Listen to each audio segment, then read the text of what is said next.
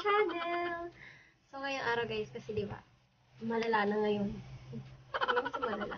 Laganap na ngayon yung virus, diba, yung COVID-19. So, ubusan na rin ng mga alcohol, face mask. So, ngayong araw, gagawa ko ng DIY face mask. Yung gagamitin ko lang ay isang dalawang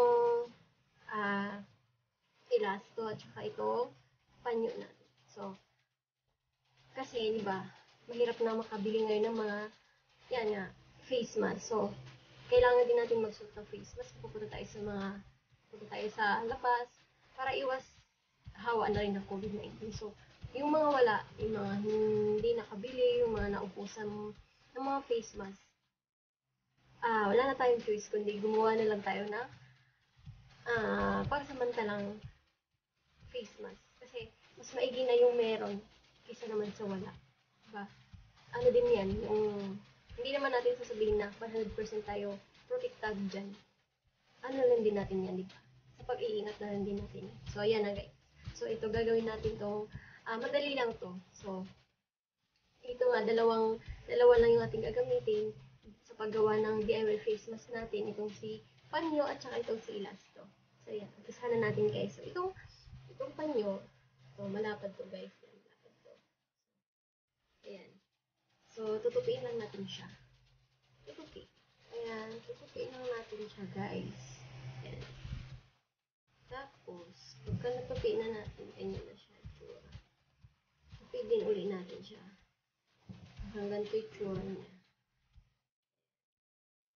Tapos, yan. Tapos, tupi natin siya dito. Isa, dalawa. Ganyan. So, magiging ganyan na yung itsura niya. Tapos, pagkatapos niyan, pwede na natin ipasok to dito. Sa magkabilang side ng ating panyo. Dito naman sa kabila. Ito yung ating gagawin sa bitan. Tapos, pag yan ganyan na guys, yan na diba? Yan ang itsura ng ating panyo. Ganyan. Ganyan na. So, ipit lang natin siya ulit dyan. Tapos ito, ipasok lang natin, diba ito? Pasok lang natin dito isa para hindi siya masira pag nilagay natin siya sa mukha. Pasok lang natin siya dito.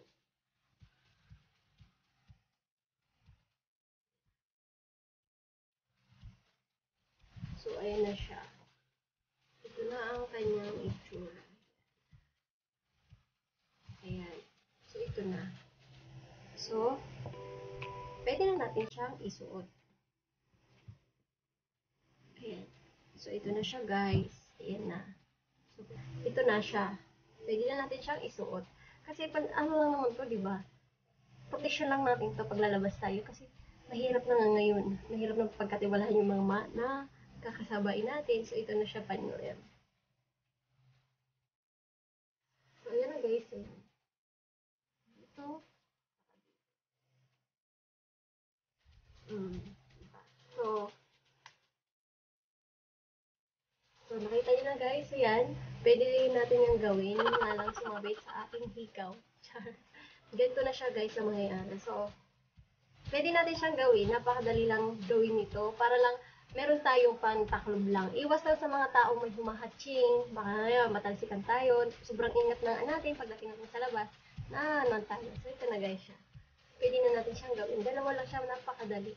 So, yan lang guys. Salamat sa inyong lahat. Ang tagal-tagal kong hindi nag-vlog, hindi nag-gumawa ng mga ganito. So, ngayon, sa mga nandiyan sa bahay, mag-ingat tayo guys. Panatilihin natin malinis yung ating kamay. Panatilihin natin maghugas at mag-alcohol na rin kung meron tayo. At mag-ingat tayo pag lalabas tayo. Ingat tayo guys kasi ang hirap nitong kinaharap nating problema dito sa ating bansa. So, yan guys. So, yun lang, mag-ingat tayo guys ha, panatilihin natin malusog ang ating mga katawan. Salamat sa inyo guys, so yan. Yun lang ang aking ginawang video ngayon. Thank you! So, huwag niyo kakalimutan mag-subscribe sa channel ko. Click niyo na rin kung nagustuhan ninyo.